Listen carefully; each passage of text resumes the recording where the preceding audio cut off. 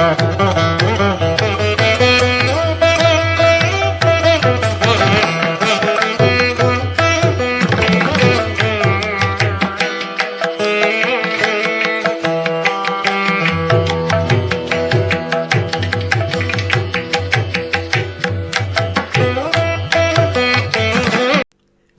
గం గణపతయే నమః. శ్రీ గురుభ్యో నమః. అందరికీ నమస్కారం. రుద్ర టీవీ ప్రేక్షకులకు స్వాగతం. సాంస్కృతిక వారసత్వపు నూతన తరం అనే నినాదంతో మన భారతీయ లలిత కళల పట్ల అవగాహన కల్పించటమే ధ్యేయంగా చేస్తున్నటువంటి ప్రయత్నం రుద్ర కళాక్షేత్రం కల్చరల్ సొసైటీ ఆధ్వర్యంలో అనేక కార్యక్రమాలను నిర్వహిస్తూ వస్తున్నటువంటి ఈ దిశగా శ్లోక సంహితం అనేటువంటి ఒక సిరీస్తో నాట్య సంబంధిత శ్లోకాలను చెప్పేటువంటి ఒక సిరీస్ను, తదుపరి నా నాట్య ప్రస్థానం గురుకృపా వీక్షణం అనేటువంటి సిరీస్తో నాట్య గురువుల యొక్క వారి ప్రస్థానాలను మరియు వారి అనుభవాలను ప్రస్తుతం ఉన్నటువంటి నాట్య గురువులకు అందించేటువంటి ప్రయత్నం చేశాం. అవి కొనసాగుతూ వస్తున్నాయి. అది కాక ఈనాడు మరొక అడుగును ముందుకు వేస్తూ చేస్తున్నటువంటి ప్రయత్నం ఈ సిరీస్. ఈ తరం విద్యార్థులకు అలాగే ఈ తరం పిల్లలందరికీ కూడా తెలిసేందుకు ఉపయోగపడే విధంగా ఒక కంటెంట్ను చేయాలనేటువంటి ఒక ఉద్దేశంతో ఈ సిరీస్ను ప్రారంభించడం జరుగుతోంది. అయితే ఈ సిరీస్లో భాగంగా నేటి కాన్సెప్ట్కి ముఖ్య ఉద్దేశం నేటి చదువులతో నాట్యం సాధ్యమా, possibilities of learning dance or any art along with the studies. ఈ కాన్సెప్ట్ని మరింత విస్తృతంగా మాట్లాడేందుకు మన ముందుకు ఉన్నటువంటి పెద్దల గురించి మాట్లాడదాం. ముందుగా శ్రీనివాసుల రఘురామ్ గారు. శ్రీనివాసుల రఘురామ్ గారు సార్ నమస్తే. సార్ నమస్తే. శ్రీనివాసుల రఘురామ్ గారు బిఎస్సి బిఈడి చేశారు, ఎంసీఏ చేసి ఉన్నారు. తెలుగు పాఠ్య పుస్తక రచయితగా పుస్తకాలను రచించి ఉన్నారు. అలాగే భారతీయ మార్గం అనేటువంటి ఒక ఆధ్యాత్మిక పత్రికకు ఎడిటర్గా పనిచేస్తూ ఉన్నారు. అలాగే స్టేట్ రిసోర్స్ గ్రూప్ మెంబర్గా పనిచేశారు. అలాగే 2014 సంవత్సరంలో ఆంధ్రప్రదేశ్ రాష్ట్ర ప్రభుత్వంచే ఉత్తమ ఉపాధ్యాయ అవార్డును అందుకున్నారు. 2015లో రోటరీ క్లబ్ గుంటూరు వారిచే అవుట్ స్టాండింగ్ టీచర్ అవార్డును కూడా పొంది ఉన్నారు. అంతేకాక international rotary club of Guntur వారిచే నేషన్ బిల్డర్ అవార్డును కూడా పొంది ఉన్నారు. అలాగే 2018లో నవనిర్మాణ దీక్ష కార్యక్రమంలో చేసినటువంటి సేవలకు గాను జిల్లా కలెక్టర్ గారిచే పురస్కారం అందుకున్నారు. ఇలాంటి ఎన్నో సంస్థలచే పురస్కారాలు అందుకున్నటువంటి శ్రీ రఘురామ్ గారు ప్రకాశం జిల్లాలో తెల్లబాడు, అలాగే వట్టిచెరుకూరు మండలంలోని కొర్నెపాడు, అచ్చంపేట మండలంలోని గ్రంథసిరి గ్రామంలో, అలాగే పేరేచెర్ల ప్రాథమికోన్నత పాఠశాలలో సేవలందించారు. ప్రస్తుతం పల్నాడు జిల్లాలో దుర్గి మండలం ముట్టుకూరు అనేటువంటి గ్రామంలో ఆయన జెడ్పీహెచ్ఎస్ పాఠశాల నందు బయాలజీ టీచర్గా పనిచేస్తూ ఉన్నారు. స్టేట్ రిసోర్స్ గ్రూప్ మెంబర్గా ఆయన గవర్నమెంట్ టీచర్స్కు అనేక మార్లు ప్రత్యక్షంగాను మరియు DD7 ఛానల్ ద్వారా పాఠ్య బోధన చేసి ఉన్నారు. ఇటువంటి ఎన్నో విశిష్ట సేవలను అందించినటువంటి శ్రీ రఘురామ్ గారి కుమార్తె శ్రీ వేదత్రయి తను కూచిపూడి నాట్యం నందు సర్టిఫికేట్ కోర్సును పూర్తి చేసి ప్రస్తుతం బెంగళూరు నగరంలో Shri Ayurvedic college and research centre నందు ఆయుర్వేదిక్ డాక్టర్ కోర్సును చదువుతూ ఉన్నది. విద్యావేత్తగా ఉన్నటువంటి శ్రీ రఘురామ్ గారు నేటి కార్యక్రమానికి అతిథిగా విచ్చేసి ఉన్నారు. ఆయన ఈ కార్యక్రమంలో పాల్గొంటున్నందుకు ధన్యవాదాలు తెలియజేస్తున్నాం. అలాగే ఇదే కార్యక్రమంలో శ్రీ మోపిదేవి సుబ్బారావు గారు. నమస్కారం సార్. నమస్తే సార్. నమస్తే సార్. మోపిదేవి సుబ్బారావు గారు JNTU అనంతపురం నందు ఎంటెక్, అలాగే JNTU కాకినాడ నందు PhD చేసి ఉన్నారు. ఆచార్య వృత్తిలో 16 సంవత్సరాల అనుభవం కలిగి ఉన్నారు. Andhra Pradesh state skill development centre నందు అక్కడి నుండి బెస్ట్ కోఆర్డినేటర్ అవార్డును పొంది ఉన్నారు. విద్యావేత్తగా శ్రీ సుబ్బారావు గారు విజ్ఞాన్ యూనివర్సిటీ నందు వరుసగా 5 మార్లు బెస్ట్ టీచర్ అవార్డును పొంది ఉన్నారు. చేబ్రోలులో తను చదువుకున్నటువంటి SNG హై స్కూల్ మరియు జూనియర్ కళాశాల పూర్వ విద్యార్థుల సంఘానికి ఆయన సెక్రటరీగా వ్యవహరిస్తూ ఎన్నో అభివృద్ధి కార్యక్రమాలకు పునాది వేసి ఉన్నారు. అవసరంలో ఉన్నటువంటి విద్యార్థులందరికీ సహాయ కార్యక్రమాలను నిర్వహించడంలో నాయకత్వం వహిస్తున్నారు. వడ్లమూడి విజ్ఞాన యూనివర్సిటీ నందు ప్రస్తుతం ఎలక్ట్రానిక్స్ అండ్ ఎలక్ట్రికల్ ఇంజనీరింగ్ డిపార్ట్మెంట్లో అసోసియేట్ ప్రొఫెసర్గా ఉన్నటువంటి శ్రీ సుబ్బారావు గారు విద్యార్థి కాలం దగ్గర నుంచి ఎంతో ఉన్నతంగా ఎదుగుతూ వచ్చినటువంటి వారి కుమారుడైనటువంటి లలిత్ నాగసాయి తను ఇప్పుడు కూచిపూడి నృత్యాన్ని అభ్యసిస్తూ ఉన్నాడు. సో ఇటువైపు శ్రీ రఘురామ్ గారు, అటు సుబ్బారావు గారు ఇద్దరూ కూడా వారి యొక్క విద్యా విధానాలలో ముందుకు వెళుతూ ఈ సమాజం పట్ల ఎంతో ప్రభావం చూపిస్తున్నటువంటి వ్యక్తులుగా మనకు కనిపిస్తున్నారు.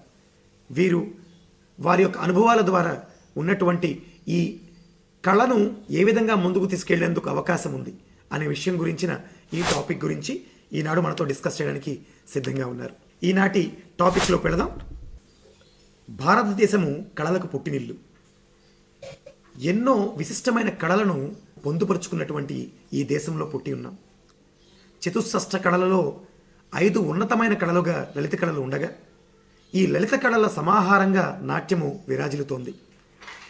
వివిధ రాష్ట్రాలలో, వివిధ దేశాలలో ఈ నాట్యకళ తమ ఉనికిని చాటుతూ ఉండగా ప్రస్తుతం ఉన్నటువంటి విద్యా విధానంలో ఈ తరంలో ఉన్నటువంటి ఎడ్యుకేషన్ సిస్టంతో పాటుగా ఎటువంటి విధానాలను అవలంబిస్తే ఈ నాట్య విద్యను లేదా ఈ కళలను తమలో పొందుపరచుకోవడానికి అవకాశం ఉంది, అసలు ఎటువంటి ఉపయోగం ఉంటుంది అనేటువంటి విషయాలను ఇప్పుడు మనం డిస్కస్ చేద్దాం. ముందుగా సార్ రఘురామ్ గారు, సార్ చెప్పండి, మీరు ఎలిమెంటరీ స్కూల్ నుంచి ప్రతి ఒక్క విద్యార్థిని మీరు గమనిస్తూ ఉంటారు, ఎంతోమంది విద్యార్థులను చూస్తూ ఉంటారు. ఆ చూస్తున్నటువంటి విద్యార్థులలో రకరకాల కళలను వాళ్ళు బై బర్త్ వాళ్ళు తీసుకొని ఉంటారు. అయితే వాటిని ముందుకు తీసుకువెళ్ళడానికి ఖచ్చితంగా గురువుని ఆశ్రయించి, ఎవరో ఒకరిని ఆశ్రయించి వారు ఖచ్చితంగా నేర్చుకుంటే ముందుకు వెళ్ళడం జరుగుతుంది. అయితే ఎంతవరకు అవకాశం ఉంది, ఇంతకు ముందు నుంచి ఇప్పటి వరకు మీరు సర్వీస్ స్టార్ట్ చేసిన నుంచి ఇప్పటి వరకు ఈ విషయానికి సంబంధించి మీ అనుభవాన్ని మాతో పంచుకుంటారు? రుద్ర కళాక్షేత్ర ప్రేక్షకులందరికీ నా హృదయపూర్వక నమస్కారం. మాచిరాజు రాజేష్ గారు నాకు మంచి మిత్రులు. వారు చక్కటి నాట్యాచార్యులుగా గుంటూరు నగరంలోనే కాదు రాష్ట్ర స్థాయిలో పేరు ప్రఖ్యాతులు పొంది పిల్లలందరికీ చక్కటి నాట్య కళని నేర్పిస్తూ ఉన్నటువంటి మిత్రులుగా నేను చాలా సంతోషిస్తూ ఉంటాను. పాఠశాలకు సంబంధించి వారు అడిగినటువంటి విషయంలో చూస్తే పిల్లలు ఎప్పుడు కూడా ఆటలు పాటలు అంటే బాగా ఇష్టపడుతూ ఉంటారు, చదువు కంటే కూడా. మనం ప్రధానంగా పిల్లలు పాఠశాల అనేది వాళ్ళకి ఒక బహిరంగ ప్రదేశం మాత్రమే కాదు, అది వివిధ రకాలైనటువంటి అభివృద్ధిని, వాళ్ళ యొక్క ఆకాంక్షలని నెరవేర్చగలిగేటటువంటి ఒక బహిరంగ ప్రదేశం పాఠశాల. వాళ్ళు చేసేటటువంటి ప్రతి పనికి, ప్రతి వస్తువుతో, ప్రతి ప్రాణితో, ప్రతి వాస్తవిక అంశంతో వాళ్ళు ఆడుకోవాలని, దాని నుంచి నేర్చుకోవాలని చెప్పని పిల్లలు చూస్తూ ఉంటారు. పిల్లలు ఎప్పుడు ఒక చదువుని ఇష్టపడరు. పిల్లలు చదువుతో పాటు అనేక అంశాలని వాళ్ళు ఇష్టపడుతూ ఉంటారు. వాళ్ళ యొక్క సహజ భావాన్ని మనం గనక గుర్తించగలిగినట్లయితే, వాళ్ళ సహజత్వాన్ని పిల్లల యొక్క సహజత్వాన్ని మనం గుర్తించగలిగినట్లయితే పిల్లల్లో ఒక మంచి చైతన్యాన్ని, ఒక మంచి ఉత్సాహాన్ని తీసుకురాగలిగిన వాళ్ళం అవుతాం మనం. పిల్లల్ని మనం జనరల్ గా చైల్డ్ అని చెప్పని అంటూ ఉంటాం కదా. చైల్డ్ అంటే దాని అర్థంలోనే ఉంది పిల్లలు దైవ స్వరూపులు అని. చైల్డ్ లో స్పెల్లింగ్ చూసినట్లయితే CHILD అని అంటాం. C for comfortable. They are more comfortable at anywhere. వాళ్ళు ఎక్కడైనా సరే హ్యాపీగా వాళ్ళు పని చేసుకుంటూ పోతూ ఉంటారు. బస్సులో వెళ్తున్నా ఆడాలంటే ఆడతారు, పాడాలంటే పాడుతూ ఉంటారు. రోడ్డు మీద వెళ్తున్నా ఏం చేయాలంటే అది చేసుకుంటా ఉంటారు. అలాగే H మీన్స్ హ్యాపీ. వాళ్ళంతా హ్యాపీగా ఉండేటటువంటి వాళ్ళు ఇంకెవరు లేరు, ఎందుకంటే దైవ స్వరూపం వాళ్ళు. పిల్లలు ఎప్పుడు కూడా చాలా సంతోషంగా ఉంటారు. అలాగే I means intelligent fellows. They are very intelligent. పిల్లల్ని మనం చాలా తక్కువ అంచనా వేస్తూ ఉంటాం, కానీ పిల్లలు చాలా తెలివిగలిగినటువంటి వాళ్ళు. అలాగే L means they live in present moment. ఇది చాలా ఉత్తమమైనటువంటి అంశం. ఇది ఎప్పుడు కూడా వాళ్ళు భూతకాలంలో ఉండరు, అలాగే భవిష్యత్ కాలంలోకి పోరు. ఎప్పుడు అయిపోయిన దాని గురించి చింతించరు, రాబోయే దాని గురించి వర్రీ కారు. ఈ క్షణంలో వాళ్ళు జీవిస్తూ ఉంటారు. అందుకనే పిల్లలు ఎప్పుడు కూడా చాలా సంతోషంగా ఉంటారు. They live in present moment. వర్తమానంలో పిల్లలు జీవిస్తూ ఉంటారు. కాబట్టి వాళ్ళ యొక్క నేచర్ ఏదైతే ఉందో ఆ నేచర్కి అనుగుణంగా మనం పిల్లల్ని గనక మలచగలిగితే వాళ్ళు ఉన్నతమైనటువంటి పౌరులుగా, ఈ సమాజానికి పనికొచ్చేటటువంటి పిల్లలుగా తయారవుతంలో అసలు సందేహమే లేదు. అలాగే ఎల్ తర్వాత డి, CHILDలో దే ఆర్ డేరింగ్. ఏదైనా నేర్చుకోగలుగుతారు, ఏదైనా చెప్పగలుగుతారు, ఏదైనా మనం వాళ్ళని వదలగలిగితే చాలు. మనం వాళ్ళని పట్టుకొని వాళ్ళల్లో లేనిపోని భయాల్ని మనం సృష్టిస్తూ ఉంటాం. కాబట్టి పిల్లల యొక్క సహజ తత్వాన్ని ముందుగా మనం తల్లిదండ్రులుగా అది మన బాధ్యత అని నేను ముందుగా తెలియజేస్తూ ఉన్నాను. లేకపోతే పాఠశాలకి వెళ్తే పాఠశాల అనేది పిల్లల యొక్క విశ్వరూపం. అది అక్కడ ఆ చదువుతో పాటు పిల్లలు సంస్కారం కూడా నేర్పాలి. పిల్లలకి ఒక్కటే ఉంటే చాలదు, చదువు సంస్కారం ఈ రెండు కూడా సైమల్టేనియస్ గా నడిచినప్పుడే ఆ పిల్లల యొక్క అభివృద్ధి అనేది చాలా ఉన్నతంగా ఉంటుంది అనడంలో సందేహమే లేదు. ఒక చదువు మాత్రమే ఉంటే పిల్లలు రోబోలాగా తయారవుతారు.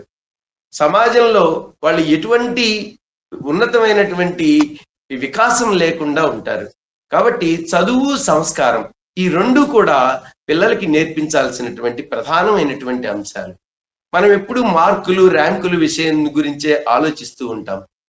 పిల్లలు ఏదన్నా బయట ఇతర విషయాలకు వెళ్ళి ఆడుకోవాలి, పాడుకోవాలి, చదువుకోవాలి, నేర్చుకోవాలి, డ్రాయింగ్, రకరకాల కళలు మన భారతదేశంలో ఉన్నాయి. ఇటువంటి ఈ కళలన్నింటినీ పిల్లలకి నేర్పించేటటువంటి సమయం ఈ మధ్య మనకు కనిపించట్లేదు. తల్లిదండ్రులుగా మనం కూడా వర్రీ అవుతూ ఉంటాం. అమ్మో వీడు డాన్స్కి వెళ్తే ఏమన్నా అవుతుందేమో, లేకపోతే ఇంకొక డ్రాయింగ్ కి తీసుకొని వెళ్తే టైం వేస్ట్ అవుతుందేమో, ఎక్కడ ర్యాంకులో వీడు వెనకబడతాడేమో అని చెప్పని చాలా అపోహలు ఇవన్నీ కూడా. పిల్లల యొక్క సహజ స్వభావానికి విరుద్ధంగా వాళ్ళని ఎప్పుడు ఏ పని చేస్తున్నా సరే, నేను ఆడుకొని వస్తాను అంటే నో నో నో ఇక్కడే ఉండు అని చెప్తూ ఉంటాం. ఎన్నిసార్లు మనం నో చెప్తామో తెలియదు అసలు వాళ్ళ పిల్లలకి. ఎవ్రీ డే వాళ్ళు చేసే ప్రతి యాక్టివిటీ, నేను అది చేస్తాను, ఆడుకుంటాను, నో వెళ్ళొద్దు. నేను డాన్స్ నేర్చుకుంటాను, నో. డ్రాయింగ్ నేర్చుకుంటాను, నో. చదువుకో చదువుకో చదువుకో. ఈ చదువుతోటే పిల్లలు మొత్తం కూడా పాడైపోతా ఉన్నారు. దానితోడు ఈ ఆధునిక యుగంలో మనకి తెలిసిందే సెల్ ఫోన్. అత్యంత ప్రమాదకరమైనటువంటి విధ్వంసక క్షిపణి సెల్ ఫోన్. ఇది పిల్లల్ని వాళ్ళల్లో ఉండేటటువంటి వికాసాన్ని తుంచేస్తుంది అనటంలో సందేహమే లేదు. దాన్ని ఉపయోగించుకునే తీరును బట్టి మనం దానిలో ఉండేటటువంటి మంచిని మనం గ్రహించగలిగితే మంచి పద్ధతిలో పిల్లల్ని మలచవచ్చు. అయితే పిల్లలకి అందించాల్సినటువంటివి ఒక టీచర్గా పిల్లలకి వికాసం అనేది ఆధ్యాత్మికం, భౌతిక వికాసంతో పాటు వాళ్ళల్లో మానసిక వికాసం, శారీరక వికాసం, నైతిక వికాసం ఇవన్నీ రావాలి అంటే ఖచ్చితంగా మన భారతీయ కళల్ని పిల్లలకి మనం నేర్పించాల్సినటువంటి అవసరం ఉంది. ఎందుకంటే భారతీయ కళలలో ఒక అన్ని మిళితమై ఉన్నాయి. ఒక ఆర్ట్ ఏదైనా ఒకటి నేర్చుకుంటే, ఒక డ్యాన్స్ చూడండి, పిల్లలు ఒక నాట్యం చేశారంటే ఒళ్ళంతా అలసిపోతుంది. ఎంత శారీరకంగా వాళ్ళకి శ్రమ, అలాగే మానసికంగా వాళ్ళకి ఎంతో వైవిధ్యం ఉన్నటువంటి అంశం. వాళ్ళకి మానసికంగా ఒక స్టెప్ వేయాలి, ఒక పాటకి నృత్యం చేయాలి అంటే వరుసగా ఆ జతులన్నీ వరుసగా కలయిక చేసి వాళ్ళు చేయటంలో చాలా శ్రమతో కూడినటువంటి, ఆలోచనతో కూడినటువంటి విషయం ఇవన్నీ కూడా. కాబట్టి ఇవన్నీ కళలకు సంబంధించినటువంటి అంశాలని మనం గనక మరుగున పడేస్తే పిల్లల్లో వికాసం ఎలా వస్తుంది?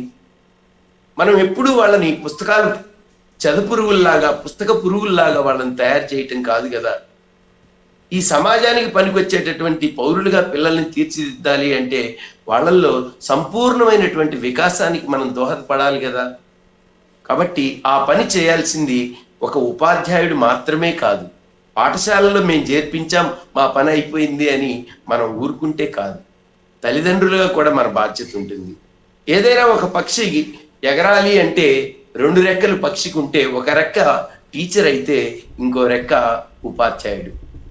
కాబట్టి ఈ 2 రెక్కలు సక్రమంగా ఉండగలిగితేనే మనం ఆ పక్షి వేగంగా ఎంత ఎత్తుకైనా ఎగరగలుగుతూ ఉంటుంది. కాబట్టి ఒక తల్లిదండ్రులుగా, ఓ ఉపాధ్యాయుడిగా మనం చేయాల్సినటువంటి కర్తవ్యాన్ని మర్చిపోకుండా పిల్లల్లో రావాల్సినటువంటి నైపుణ్యాన్ని నేర్పించడం అనేది అత్యంత ముఖ్యమని నేను భావిస్తూ ఉంటాను. అందుకనే మా పాఠశాలలో నేను అదృష్టమో భగవంతుడు ఇచ్చినటువంటి ఒక వరము, ఈ ప్రైమరీ స్కూల్లో మొట్టమొదట ఒక టీచర్గా నా ప్రస్థానం ప్రారంభం అయినప్పుడు పిల్లలతో ఆడుకోవటం, పిల్లలతో గడపటం అనేది నాకు ఒక పూర్వజన్మ సుకృతంగా నేను భావిస్తూ ఉంటాను. ఎంత ఆనందంగా ఉంటుందంటే వాళ్ళతో ఆడుతూ పాడుతూ నేర్చుకుంటూ ఉంటే నేను చాలా విషయాలు వాళ్ళ దగ్గర నుంచి నేర్చుకుంటూ ఉంటాను. ఎన్ని విషయాలు వాళ్ళకి తెలియని విషయాలు వాళ్ళు మనకి నేర్పిస్తూ ఉంటారు. కాబట్టి పిల్లలకి ఏవి ఇష్టమో ఆ ఇష్టమైన వాటిని ఎక్కువగా మనం వాళ్ళకి నేర్చుకోవటానికి అవకాశం ఇస్తే వాళ్ళు మెరకిల్స్ లా తయారవుతారు. చాలా అద్భుతమైనటువంటి వికాసం ఉంటుంది పిల్లలకి. కాబట్టి వాళ్ళ సహజ తత్వాన్ని గుర్తించి తల్లిదండ్రులుగా మనం ప్రోత్సహించాల్సినటువంటి అవసరం ఉంది. అలాగే ఉపాధ్యాయులుగా, టీచర్గా స్కూల్కి వచ్చిన తర్వాత ఒక పాఠ్యాంశాలే కాదు, కోకరిక్యులర్ యాక్టివిటీస్ మీద కూడా మేము చాలా దృష్టి పెడతాం. అందుకనే పిల్లల్లో పాటలు నేర్పిస్తూ ఉంటాం, దేశభక్తి గీతాలు నేర్పిస్తూ ఉంటాం. అలాగే పిల్లలకి జానపద కళలు, మా గురువు గారు పాపారావు గారు మాకు ఇచ్చినటువంటి ఒక ఆర్ట్ కోలాటం అనేది పిల్లలకి చక్కగా నేర్పిస్తే ఎంత బాగా నేర్చుకునే వాళ్ళ పిల్లలు. ఒక యానివర్సరీ చేయాలి అంటే పిల్లలు ఎంత ఉత్సాహంగా ఉంటారో. మీకు ఒక ఇన్సిడెంట్ చెప్తాను. మా పేరేచెర్ల స్కూల్లో పనిచేస్తున్నప్పుడు చాలా మంది పిల్లలు ఇర్రెగ్యులర్ గా ఉండేవాళ్ళు. వీళ్ళు అసలు ఇంత ఇర్రెగ్యులర్ గా ఎందుకు ఉంటున్నారు, వీళ్ళ యొక్క ఏం చదువుకోవాలి కదా, వీళ్ళు తల్లిదండ్రులేమో పంపిస్తాం బడికి అంటుంటారు, కానీ పిల్లలు బడికి రారు, మడి మానేసి తిరుగుతూ ఉంటారు. ఒకసారి ఇట్లాగే పిల్లలందరినీ సాయంత్రం పూట ఆటలు పెట్టాం. రకరకాల ఆట వస్తువులు తీసుకొచ్చి పిల్లలందరికీ ఇచ్చి ఆడించడం మొదలు పెట్టాం. వెంటనే ఎక్కడెక్కడ బడికి రాని పిల్లలందరూ కూడా బడిలో రావటం మొదలు పెట్టారు. ఆ తర్వాత పిల్లలకి ఉత్సాహంగా ఉండేదానికోసం ఒక చిన్న పాటలు నేర్పించి, చిన్న చిన్న డాన్సెస్, నాకు తెలియకపోయినప్పటికి కూడా ఏదో వాళ్ళకి నేర్పించదగిన రీతిలో వాళ్ళని చేయమని చెప్పి ప్రోత్సహించడం చేశాం. మేము చేయటం ద్వారా పిల్లలు ఎంత ఉత్సాహంగా ఆ కార్యక్రమాల్లో పాల్గొన్నారంటే అసలు అప్పటి వరకు బడికి రానటువంటి వాడు అద్భుతంగా రోజు బడికి రావడం మొదలు పెట్టాడు. ఏంట్రా సంగతి అంటే, సాయంత్రం దాకా వాడు ఉండేవాడు. ఎందుకు ఆ సాయంత్రం దాకా ఎదురు చూసేవాడంటే, సాయంత్రం పూట వాళ్ళకి కోలాటం నేర్పించడం, డాన్స్ నేర్పించడం, లేకుంటే వాళ్ళతో కలిసి ఆటలు ఆడించడం, ఇవన్నీ ఉంటాయి. కాబట్టి వాడు సాయంత్రం దాకా స్కూల్ వదలకుండా రోజు రెగ్యులర్ గా రావటం మొదలు పెట్టారు.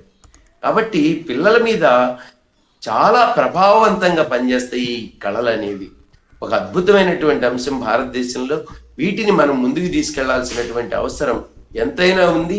వాటి వల్లే పిల్లలలో శారీరకమైనటువంటి వికాసం ఉంటుంది, మానసిక వికాసం ఉంటుంది, ఆధ్యాత్మిక వికాసం ఉంటుంది. ఒక యోగా టీచర్గా నేను ఆర్ట్ ఆఫ్ లివింగ్ లో యోగా టీచర్గా నేను ఉంటూ ఉండటం వల్ల పిల్లలందరికీ సాయంత్రం పూట కొంచెంసేపు మెడిటేషన్ అని, యోగా, ఇట్లాంటి యాక్టివిటీస్ అన్నీ ఉన్నాయి పిల్లలకి.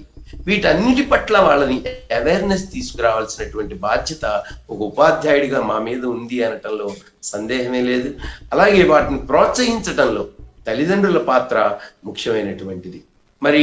నా బిడ్డ చిన్నప్పటి నుంచి కూడా ఏదో ఒక కళలో ఓ మంచి పేరు ప్రఖ్యాతులు తీసుకొచ్చే స్థాయిలో నేర్పించాలని చెప్పి నేను అనుకుంటూ ఉండేవాడిని.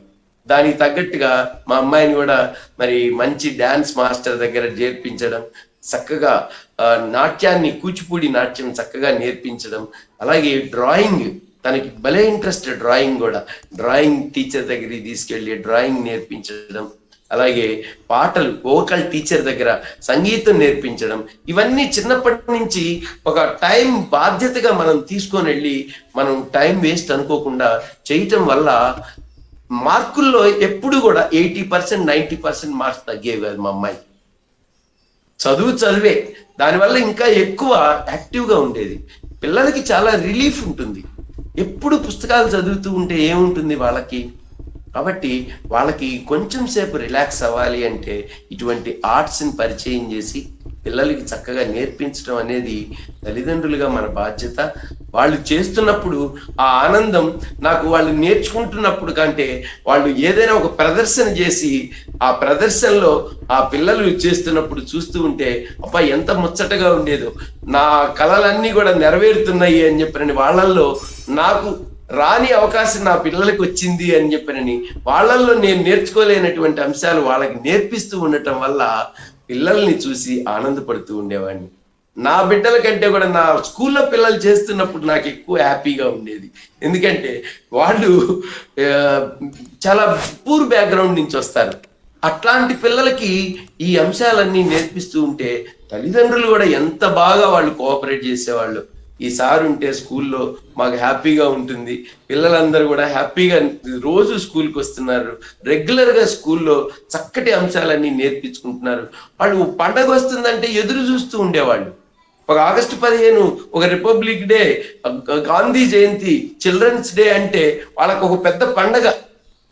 ఎందుకంటే వాళ్ళ పెర్ఫార్మెన్సెస్ ఉంటాయి కాబట్టి వాళ్ళకి ఇష్టమైన అంశాలను మనం బడిలో నేర్పించాలి. కానీ నాకు ఇష్టమైన చదువు ఒక్కటే నేను నేర్పిస్తా అంటే కుదరదు ఒక టీచర్గా. అందుకనే అరవిందుడు అంటాడు, పాఠశాల అంటే పిల్లల యొక్క ప్రతిరూపం. పిల్లలు నేర్చుకుంటానికి ఎంతో స్కోప్ ఉన్నటువంటి ఒక పెద్ద బహిరంగ ప్రదేశం లాంటిది పాఠశాల. అక్కడ కావాల్సింది మహోపాధ్యాయులు, పెద్ద పెద్ద బోధకులు కాదు, కావాల్సింది వాళ్ళకి స్నేహస్తం అందించగలిగినటువంటి మంచి మిత్రులుగా ఉండే ఉపాధ్యాయులు కావాలి అంటాడు అరవిందుడు. కాబట్టి ఇటువంటి విషయాలను మనం ముందుకు తీసుకెళ్ళగలిగినట్టయితే ఈ సమాజంలో ఒక స్తబ్దత ఏర్పడింది, కళల పట్ల ఒక నిర్లిప్తత ఏర్పడింది. దీనివల్ల ప్రతి వారికి కూడా చదువు వృధా అవుతుంది, వాడు చదువులో వెనకబడతాడు అనేటటువంటి ఒక రాంగ్ కాన్సెప్ట్ ఈ సమాజంలోకి వెళ్తూ ఉంది. దాన్ని ఓవర్కమ్ చేయటానికి నా ఎగ్జాంపులే. మా పిల్లలు చాలా చక్కగా చిన్నప్పటి నుంచి అన్నిట్లో నెంబర్ 1, ఎక్కడ పోయినా ఏ పాటల పోటీలకు వెళ్ళినా ఏకపాత్రలు చేయించేవాళ్ళని. మా కొడుకు కూడా చిన్న చిన్న ఏకపాత్రలు చేయించేవాడిని. వివేకానందుడు వేషం, ఆది శంకరాచార్య, ఇలాంటి చిన్న చిన్న యాక్టివిటీస్ పిల్లలకి చేయించడం వల్ల కళలంటే వాళ్ళకి ఒక అమితమైనటువంటి ప్రేమ, అభిమానం, అలాగే వాళ్ళ మనసులో కూడా చెరగని సంతోషం. ఆ సంతోషంతో వాళ్ళు ఇంకా ఎక్కువగా చదివే అవకాశం ఉంటుంది, బ్రెయిన్ షార్ప్ అవుతూ ఉంటుంది. కోలాటం నేర్పించాలంటే చాలా కష్టమైనటువంటి అంశం పిల్లలు చేయటం అనేది. కోలాటంలో అన్ని బాడీలో ఉండే సెన్సెస్ ఆర్గాన్స్ అన్ని సమన్వయంతో పనిచేస్తే కానీ ఆ కోలాటం నృత్యం కానీ అలాగే కూచిపూడి నృత్యం కానీ చేయలేరు. అన్ని సెన్సెస్ కి పని ఉంటుంది. ఒక నాట్యం చేయటం అంటే అది నాట్ ఆర్డినరీ థింగ్. మనం అనుకుంటాం ఏదో చెయ్యి అటు ఇటు కదిలిస్తున్నాడు అయిపోయింది ఇదేదో అని చెప్పి అనుకుంటాం, కానీ అది చాలా కష్టమైనటువంటి విషయం. అన్ని కోఆర్డినేషన్ తోటి వాళ్ళు చేయగలిగి ఉండాలి. దానివల్ల వాళ్ళ కాన్సన్ట్రేషన్ లెవెల్స్ ఎక్కువ అవుతాయి, ఏకాగ్రతా శక్తి పెరుగుతూ ఉంటుంది పిల్లలకి. ఇది నేను ప్రాక్టికల్ గా చేసి చూశాను. వీళ్ళు ఏ కళలకి దూరంగా ఉన్నటువంటి పిల్లల్ని, బాగా యాక్టివ్గా ఇటువంటి రంగాల్లో ఉండేటటువంటి పిల్లల్ని చదువులో వాళ్ళు ఎలా ఉన్నారు వీళ్ళు ఎలా ఉన్నారని బేరీజ్ వేసి చూస్తే నెంబర్ 1గా అన్ని రంగాల్లో ముందున్నటువంటి పిల్లలు, ఆర్ట్స్ లో ముందున్నటువంటి పిల్లలు చదువులో కూడా ముందున్నారు. ఉదాహరణ నా బిడ్డే. అలాగే ఇట్లాంటి పిల్లలు మా స్కూల్లో నెంబర్ 1 పిల్లలు వాళ్ళంతా కూడా. పేరెచర్ల స్కూల్లో అయితే పూజిత అనే ఒక అమ్మాయి ఎంత చక్కగా అన్ని యాక్టివిటీస్ లో ఉండేది. ఆ పిల్లకి నవోదయ ర్యాంక్ వచ్చింది. చదువు అనేది పిల్లలకి ఈ కళలు అనేవి అడ్డంకి కానే కాదు, అది మనం సృష్టించుకున్నటువంటి ఒక అడ్డుగోడ. దాన్ని ఛేదించాల్సినటువంటి అవసరం ఉంది. తల్లిదండ్రులుగా మనం పిల్లల్ని పెంచే తీరు, పిల్లల యొక్క ఉత్సాహాన్ని నిరుత్సాహపరచకుండా వాళ్ళల్లో తీసుకురావాల్సినటువంటి మార్పుకి మనందరం కూడా పునాది కావాలి. వాళ్ళని చక్కగా సాయంత్రం పూట 1 గంట సేపు రిలాక్స్ అవుతూ పిల్లలతో గడపటం అనేది కూడా ఒక అదృష్టం. చిన్నపిల్లలు ఎప్పుడు కూడా వాళ్ళ బాల్యం చాలా గొప్పది. ఆ బాల్యం మళ్ళీ తిరిగి రాదు కదా. ఆ బాల్యాన్ని మనం వాళ్ళని వృధా చేయకూడదు. ఆ బాల్యం వాళ్ళు ఉన్నతంగా గడపాలి. ఆ బాల్యాన్ని మనం కూడా ఎంజాయ్ చేయాలి. చిన్నప్పుడు వాళ్ళతో మనం గడిపినటువంటి రోజులు చాలా హ్యాపీగా ఫీల్ అవుతూ ఉంటారు. నాన్నగారు నాతో పనిచేస్తూ నాతో కలిసి ఉన్నారు అంటే పిల్లలు వాళ్ళ ఆనందం వేరుగా ఉంటుంది. తల్లిదండ్రులతో కలిసి ఎంజాయ్ చేయటం అనేది వేరుగా ఉంటుంది. ఆ ఒక్క గంట సేపు మేము బండి మీద తీసుకొని వెళ్తూనో వాళ్ళ అమ్మగారు తీసుకెళ్తూ ఉంటేనో వాళ్ళతో కలిసి మాట్లాడుకుంటూ ఉంటే అక్కడ జరిగే విషయాలు చెప్తూ ఉంటే ఇవన్నీ వాళ్ళకి ఎక్కడ లేని అనుబంధం, తల్లిదండ్రుల మధ్య ఒక ప్రేమ అనురాగాలు ఇవన్నీ కూడా చాలా ఎసెట్ పిల్లల బాల్యాన్ని బాగా ఉన్నతంగా చేస్తూ ఉంటాయి. కాబట్టి పిల్లలు ఎప్పుడు కూడా ఆడాలి, పాడాలి, చదవాలి, ఎగరాలి, అన్నిట్లో నెంబర్ వన్గా ఉండాలి. అంతేగాని వాళ్ళని పుస్తక పురుగుల్లాగా చేయటం అనేది అది మనం చేస్తున్నటువంటి ఒక పెద్ద దోషం. దాని నుంచి బయటికి రావాల్సిందే. అలాగే ఈ భారతీయ కళలని ప్రోత్సహించాల్సినటువంటి బాధ్యత కూడా మన మీదే ఉంది కదా. ఇంతకుముందు చదువుతో పాటు ఇవన్నీ ఉండేవి కదా. కాబట్టి వాటిని మనం ముందుకు తీసుకెళ్లేటటువంటి బాధ్యత, ఇటువంటి గురువులను దొరకడం ఒక అదృష్టం మనకి. ఇటువంటి గురువుల ద్వారా పిల్లలకి నేర్పించేటటువంటి అవకాశం రావటం మనకు కూడా ఒక అదృష్టం. కాబట్టి తల్లిదండ్రులుగా మనందరం కూడా తప్పకుండా పిల్లల్ని ప్రోత్సహిద్దాం. వాళ్ళ చదువుతో పాటు ఈ లలిత కళలు ఏదో ఒక ఆర్ట్ పిల్లలకి వచ్చేలాగా వాళ్ళ ఇష్టాయిష్టాలకు అనుగుణంగా మనం ముందుకు తీసుకువెళ్ళే ప్రయత్నం మనం చేసినట్టయితే చక్కటి పిల్లలు, ఈ సమాజానికి పనికొచ్చేటటువంటి పిల్లలు, ఈ భారతదేశం కళలు కంటున్నటువంటి పిల్లలు, ఒక అంబేద్కర్, ఒక మంచి లాలా లజపతి రాయ్, ఒక మంచి దేశభక్తులు, ఒక మంచి సాంస్కృతిక కళలు కలిగినటువంటి విలువలు ఉన్నటువంటి పిల్లలు సమాజం రావాలి అంటే కళలు ఖచ్చితంగా దోహదపడతాయి అనటంలో ఎటువంటి సందేహం లేదు. వాటిని గురించి మరింతగా మనం ముందుకు తీసుకువెళ్ళి ఇలాంటి గురువులకి ప్రోత్సాహం ఇచ్చినట్లయితే, వాళ్ళ మీద మన బాధ్యత ఉంచినట్లయితే వాళ్ళే మన పిల్లల్ని చక్కగా తీర్చిదిద్దుతారు. కాబట్టి మనందరం కూడా ఆ బాధ్యతలో ముందుండాలి అని చెప్పరని నేను మనస్ఫూర్తిగా కోరుకుంటూ, మంచి సేవ చేస్తున్నటువంటి మిత్రుడు రాజేష్ గారికి నా హృదయపూర్వక నమస్కారాలను తెలియజేస్తున్నాను. మీలాంటి వాళ్ళు ఇంకా పెరగాలి, ఇటువంటి సమాజం ఇంకా ఎక్కువగా రావాలి. ఎక్కువ మంది, చాలా తక్కువ మంది ఉన్నారు ఇలాంటి వాళ్ళు. ఈ లలిత కళలను ప్రోత్సహించేటటువంటి వాళ్ళకి మనం కూడా చేయూతనిద్దాం. మంచి స్నేహహస్తం అందించినట్లయితే పిల్లల భవిష్యత్తుతో పాటు ఉజ్వలమైనటువంటి భారతదేశం కూడా ఉజ్వలమైనటువంటి భవిష్యత్తు ఉంటుంది. కాబట్టి మనందరం కూడా ఆ బాటలో నడవాలని చెప్పారని, ఈ చదువుకి లలిత కళలు అడ్డంకి కాదు అని నేను మరొక్కసారి ఘంటాపదంగా మీ అందరికీ విన్నవించుకుంటూ హృదయపూర్వక నమస్కారాలను తెలియజేశాను. వెరీ మచ్ సార్, ధన్యవాదాలు. అయితే ఇప్పుడు మాస్టర్ గారు చెప్పినట్లుగా, మాస్టర్ గారు మొదటి నుంచి కూడా ఒక గవర్నమెంట్ సెక్టార్లో ఉన్నటువంటి స్కూల్స్లో వర్క్ చేస్తూ అక్కడ ఉన్నటువంటి పిల్లల తత్వాన్ని ఎరిగి వారి జీవన విధానాన్ని గమనించి వారి యొక్క విషయాలని తనవిగా అనుకుంటూ వారి యొక్క జీవనంలో ఈ కళలను తన పరిధిలో ముందు తీసుకెళ్ళడానికి ఎంతో ప్రయత్నం చేశారు. దానిలో చాలా వరకు సఫలీకృతం కూడా అయ్యారు. అయితే ఇక్కడి నుంచి మనం కొంచెం ముందుకు వెళ్తున్నాం. ఏమిటి అంటే, ఇటు సుబ్బారావు గారు మీ దగ్గరికి వస్తాం. సార్ వచ్చి కంప్లీట్గా ఇప్పుడు సార్ సేవలు అందిస్తున్నటువంటి, సుబ్బారావు గారు సేవలు అందిస్తున్నటువంటి కాలేజ్ కానీ, సో ఈ ప్రైవేట్ సెక్టార్లో ఉన్నటువంటి స్కూల్స్ అండ్ కాలేజెస్లో ఎటువంటి అవకాశం ఉంది? అయితే ఇప్పుడున్నటువంటి పోటీ ప్రపంచం కానీ, ఉరుకులు పరుగుల జీవితం కానీ, కృత్రిమ పోటీ బాగా చూస్తున్నాం. పోటీ అనేది మానసిక ఎదుగుదలకి కాదు, కానీ మార్కులకి, ర్యాంకులకి. ఈ కృత్రిమ పోటీ ఎంతవరకు దారితీస్తుందో దానిలో ఊరటనిచ్చేవిగా కళలను చూస్తామనేది ఒక పద్ధతి. అయితే ఆ ఊరటగా ఫీల్ అయ్యేదానికంటే దీన్ని మరొక ప్రెషర్గా ఫీల్ అయ్యేటువంటి పేరెంట్స్ని మనం గమనిస్తూ ఉన్నాం. సో దానిని మనం ఎలాగ చూడాలి? మీ మాటలు సుబ్బారావు గారు. సార్, ముందుగా రుద్ర కళాక్షేత్రం ప్రేక్షకులకు నా ధన్యవాదాలు. గురువుగారు మాచిరాజు రాజేష్ గారికి ప్రత్యేక కృతజ్ఞతలు తెలియజేస్తున్నాను సార్. ఇట్లాంటి కార్యక్రమాలు మీరు ఎన్నో నిర్వహించాలని చెప్పేసి నేను మనస్ఫూర్తిగా కోరుకుంటున్నాను. అట్లనే రఘురామ్ మాస్టర్ గారు సార్, నేను ఫస్ట్ టైం మిమ్మల్ని కలుస్తున్నాను సార్. ధన్యవాదాలు సార్. చాలా లలిత కళల గురించి మీరు ఎట్లా పిల్లలకి వాటిని గవర్నమెంట్ సిస్టంలో ఉండి కూడా వాళ్ళని ఎంకరేజ్ చేస్తున్న విధానం చాలా గొప్పగా ఉంది సార్. మా ఫ్రెండ్స్ కూడా చాలామంది గవర్నమెంట్ స్కూల్స్లో టీచర్లుగా పనిచేస్తున్నారు. సో వాళ్ళు కూడా ఇట్లాంటి నాకు అప్పుడప్పుడు మేము ఆ, అదే ఆదివారం కానీ ఇట్లా సెలవు దినాల్లో మేము ఎవరైనా కలిసినప్పుడు కూడా ఎట్లా ఉంది ఏంటి అని చెప్పేసి మాట్లాడుకుంటూ ఉంటాము. ఇట్లా మాట్లాడుకున్నప్పుడు ఈ స్కూల్స్లో మేము ఇట్లా చేస్తున్నాం అని చెప్పేసి వాళ్ళ వ్యూస్ని కూడా వాళ్ళు బాగా ఎక్స్ప్రెస్ చేస్తున్నారు. సో ఇది నేను ఇప్పుడు మీ దగ్గర నుంచి విన్న తర్వాత సో ఇట్లాంటి టీచర్లు గవర్నమెంట్ స్కూల్స్లో ఉండటం పిల్లలు చేసుకున్న పుణ్యం అని చెప్పేసి నేను భావిస్తున్నాను. నమస్కారం. ఎందుకంటే నేను కూడా గవర్నమెంట్ స్కూల్లోనే చదువుకునేసి వచ్చాను. నా చైల్డ్ మొత్తం చైల్డ్ ఎడ్యుకేషన్ మొత్తం నేను గవర్నమెంట్ స్కూల్లోనే చేబ్రోలు సూర్యదేవ నరసయ్య ఉన్నత పాఠశాలలో చదువుకున్నాను సార్ నేను. సో అంటే అప్పటి సిస్టమ్కి ఇప్పటి సిస్టమ్కి చాలా వేరియేషన్స్ వచ్చేసినాయి. అంటే కొంతమంది మీలాంటి వాళ్ళు కొంతమంది కూడా అప్పట్లో ఉన్నారు.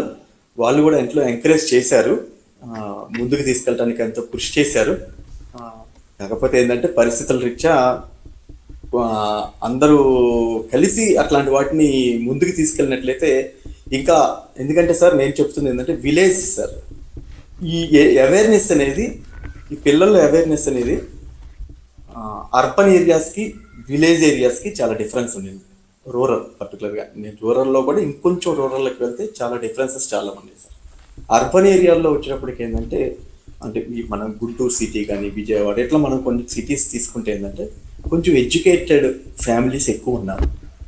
ఎందుకంటే జాబ్ రీచ్ అవ్వచ్చు, లేకపోతే ఇంకొక విధంగా అవ్వచ్చు. వాళ్ళు ఇట్లా సిటీస్కి వచ్చి వాళ్ళ పిల్లలు చదివించడం కానీ ఇంకొంచెం అడ్వాన్స్గా ఉండి వాళ్ళ పిల్లలకి ఏమేమి కావాలో వాటన్నిటిని చూసుకోవడం జరిగింది సార్.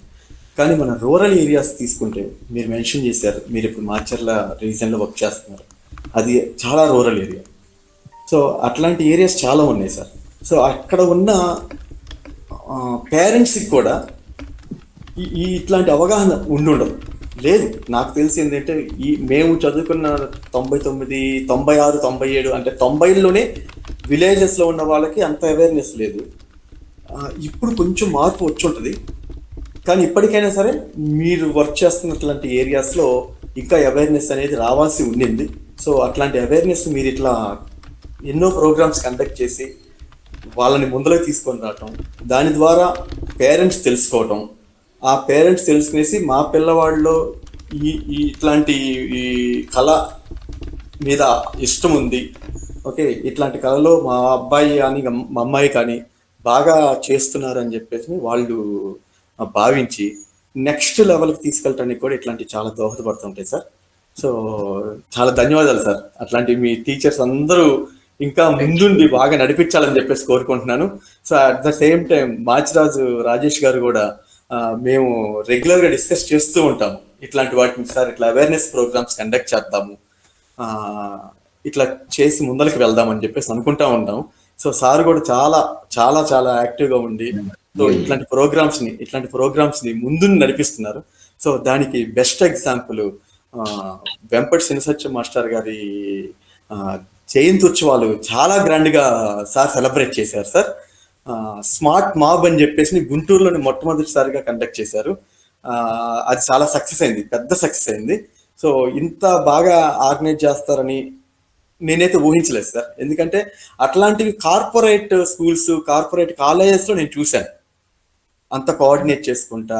అది కూడా ఏంటంటే ఒక 15 రోజులు 20 రోజులు విగరస్గా ఒక 10 మంది ట్రైనర్స్ ఉండి సో అట్లా ఆర్గనైజ్ చేయటం అనేది నేను చూస్తున్నాను. కానీ మాస్టర్ ఒక్కరే ఒక 50 మంది టీము, 50 మంది ప్లస్సే ఉన్నారు, ఓకే 50-60 మంది టీముని ఒక్కలే కోఆర్డినేట్ చేసుకుంటూ పేరెంట్స్ సపోర్ట్తో చాలా బాగా ఆర్గనైజ్ చేశారు సార్. ముందుగా అట్లాంటి ప్రోగ్రామ్స్ ఇంకా ఎన్నో మీరు ఆర్గనైజ్ చేయాలని చెప్పేసి కోరుకుంటున్నాను సార్. తదుపరి మన అంశం దగ్గరికి వస్తే సార్ చాలా గొప్ప విషయం సార్, మీరు తీసుకున్న అంశం చాలా గొప్ప అంశము. సో దీని గురించి ముందర చెప్పడానికి ముందర classical dance, Indian classical dance అనేది మన వారసత్వ సంపద సార్. అది మన పురాణాల్లో కూడా రాస్తుంది. సో అట్లాంటి దాన్ని మీలాంటి గురువులు ముందుకు తీసుకెళ్ళటం చాలా ముఖ్యం, చాలా ఇంపార్టెంట్ సార్ సొసైటీకి. సో ఈ క్లాసికల్ డ్యాన్స్ గురించి సార్ చాలా రఘురామ్ మాస్టర్ గారు చాలా విఫలంగా చెప్పారు దాని గురించి. సో నేను కూడా కొద్దిగా దానికి యాడ్ చేద్దాం అనుకుంటున్నాను, దాని యొక్క ఇంపార్టెన్స్ ఏంటనేది. సో సార్ చెప్పారు డ్యాన్స్ చేయటం వల్ల, ఓకే, నాట్ ఓన్లీ డ్యాన్స్ అండి, ఫైన్ ఆర్ట్స్, మన ఇండియాలో ఉన్న లలిత కళలు, ఏ లలిత కళ తీసుకున్నా సరే దానికి దానికి ప్రతి ఒక్క కళకి ఒక ప్రత్యేకత ఉంది. దాంట్లో ఈ ఇండియన్ క్లాసికల్ డ్యాన్స్ అనేది ఒక కళ. సో దీనివల్ల పిల్లల్లో ఏంటంటే, పిల్లలే కాదండి, ఎవరైనా సరే, పెద్దవాళ్ళు అవ్వచ్చు, ఇంకా కొంచెం ఏజ్ గ్రూప్ వాళ్ళు అవ్వచ్చు, ఎవరికైనా సరే ఇట్లాంటి లలిత కళలో ఏదైనా నైపుణ్యం తెచ్చుకోవటం వల్ల వాళ్ళకి ఫస్ట్ థింగ్ ఓర్పు అనేది వస్తుంది సార్, పేషెన్సీ. ఓకే, సో ఎందుకంటే నేను చూస్తున్నాను సార్, మా అబ్బాయిని నేను డ్యాన్స్ క్లాస్కి తీసుకెళ్తుంటాను. సుమారు 2 సంవత్సరాల నుంచి సార్ దగ్గర తీసుకెళ్తాను డ్యాన్స్ క్లాస్కి. సో ఏంటంటే ఒక అదే మన జత్తులు, అడుగులు ఇట్లాంటివి నేర్పిస్తూ ఉంటారు. సో అట్లా నేర్పించడం అంటే ఒక్కొక్క అడుగు పిల్లవాడు నేర్చుకోవటం, దాన్ని మళ్ళీ గురువుగారు నేర్పించడం, దాన్ని అనుకరిస్తూ పిల్లవాడు నేర్చుకోవటం, దానివల్ల ఏమవుతుందంటే ఒక్కొక్క అడుగు నుంచి ఇంకొక అడుగుకి వెళ్ళటం, ఆ అడుగు నేర్చుకున్న తర్వాత ఆ అడుగు నుంచి ఇంకొక అడుగు కంటిన్యూటీ, సో అడుగుల నుంచి జతులు, సో జతుల నుంచి నెక్స్ట్ ఐటమ్స్ రావటం, ఇట్లా వీళ్ళు ఏంటంటే ఈ ప్రాసెస్లో వాళ్ళకి ఏంటంటే నేను మా అబ్బాయిని అబ్జర్వ్ చేశాను, 2 సంవత్సరాల టైం నేర్చుకున్నాడు, కానీ వాడు ఎక్కడ ఆ పేషెన్స్ని లూజ్ అవ్వలేదు, ఇంకా ఎక్కువ పెరిగింది. నేను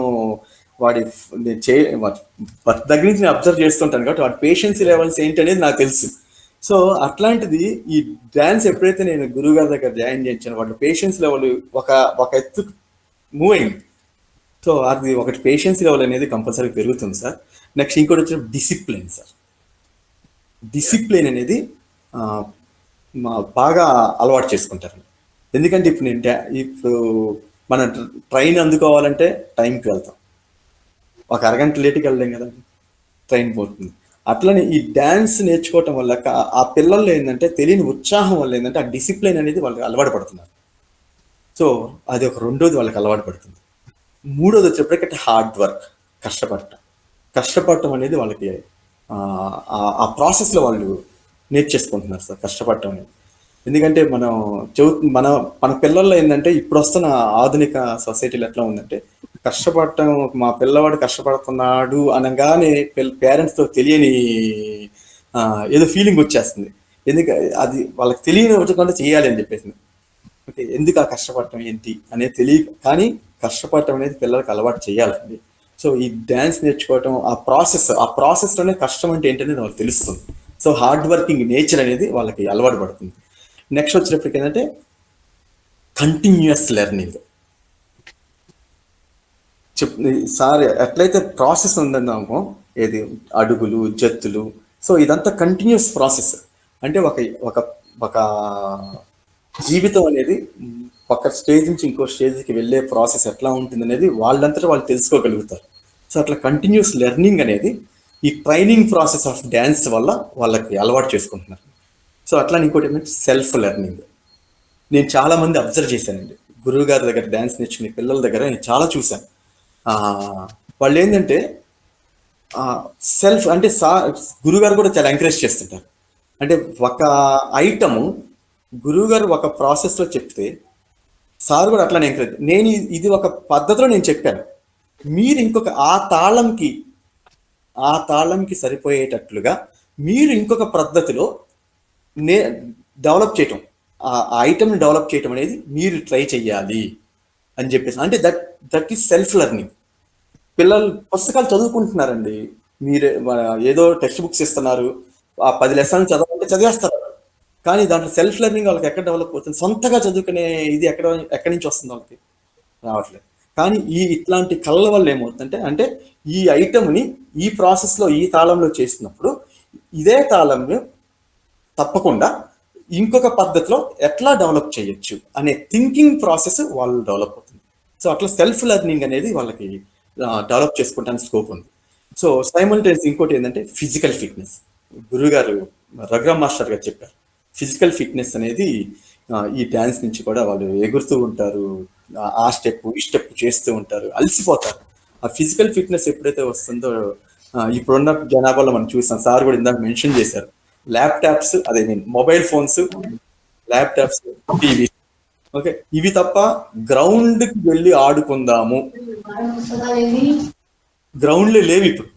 ఈ స్కూల్స్ అన్ని ఎక్కడ వెళ్ళిపోయినాయి? ఒక అపార్ట్మెంట్లో కడుతున్నారు. ఇక గ్రౌండ్స్ ఎక్కడ ఉన్నాయి? వాళ్ళు ఆడుకుంటానికి ఎక్కడ చూపండి. సరే, ఇళ్ళ దగ్గర ఆడుకుందామంటే అపార్ట్మెంట్ ఇల్లు కూడా. ఇంట్లో అపార్ట్మెంట్లో ఆడుకున్నామంటుంటే ఎదురోళ్ళకి డిస్టర్బెన్స్, పక్కన వాళ్ళ డిస్టర్బెన్స్. కాబట్టి మన పేరెంట్స్ ఏం చేస్తున్నారు? వాళ్ళని క్లోజ్డ్ రూమ్ లో కూర్చోబెట్టేస్తున్నారు. మరి వాళ్ళకి ఫిజికల్ ఫిట్నెస్ ఎక్కడి నుంచి వస్తుంది? సో కాబట్టి ఇట్లాంటి లలిత కళల్లో పర్టికులర్గా ఇట్లాంటి డ్యాన్స్ ప్రోగ్రామ్స్ లో, క్లాసికల్ డ్యాన్స్ ప్రోగ్రామ్స్ లో పార్టిసిపేట్ చేయటం వల్ల, నేర్చుకోవటం వల్ల, పేరెంట్స్ ఎంకరేజ్ చేయటం వల్ల వాళ్ళకి ఫిజికల్ ఫిట్నెస్ అనేది వాళ్ళకి అలవాటు వస్తుంది. ఓకే, ఎప్పుడైతే మన పాత రోజుల్లో, అంటే మేము చదువుకునే రోజులు, మీరు చదువుకునే రోజుల్లో, ఓకే, గ్రౌండ్స్కి వెళ్ళి ఆడుకోవడం. ఓకే, సార్ చెప్పారు కోలాటం ఆడిస్తున్నాం. ఇక్కడ ఎక్కడ ఏ స్కూల్స్లో కోలాటం ఆడిస్తున్నారు సార్? ఆ ఫిజికల్ ఫిట్నెస్ ఎక్కడి నుంచి వస్తుంది పిల్లలకి? సో ఇట్లాంటి కార్యక్రమాలు, ఇట్లాంటి వాటిలో పార్టిసిపేట్ చేసి నేర్చుకోవటం వల్ల పిల్లల్లో ఫిజికల్ ఫిట్నెస్ అనేది డెవలప్ అవుతుంది సార్. సో అట్లా ఇంకోటి కూడా అంతే, కంట్రోల్ ఓవర్ మైండ్. సార్ కూడా మెన్షన్ చేశారు దాన్ని, మైండ్ కంట్రోల్. ఎందుకంటే ఒక తాళంకి అనుగుణంగా వాళ్ళు నృత్యం చేయాలి. ఆ తాళంకి అనుగుణంగా నృత్యం చేయాలంటే వాళ్ళ మైండ్, సోలు మొత్తం కంట్రోల్గా ఉండాలి. ఎన్ని డిస్టర్బెన్సెస్ వస్తున్నా సరే వాళ్ళు ఆ తాళంని, దాన్ని తప్పకూడదు, గురి తప్పకూడదు. కాబట్టి వాళ్ళకి ఏంటంటే కంట్రోల్ ఓవర్ మైండ్ అనేది వాళ్ళకి బిల్డ్ అవుతుంది.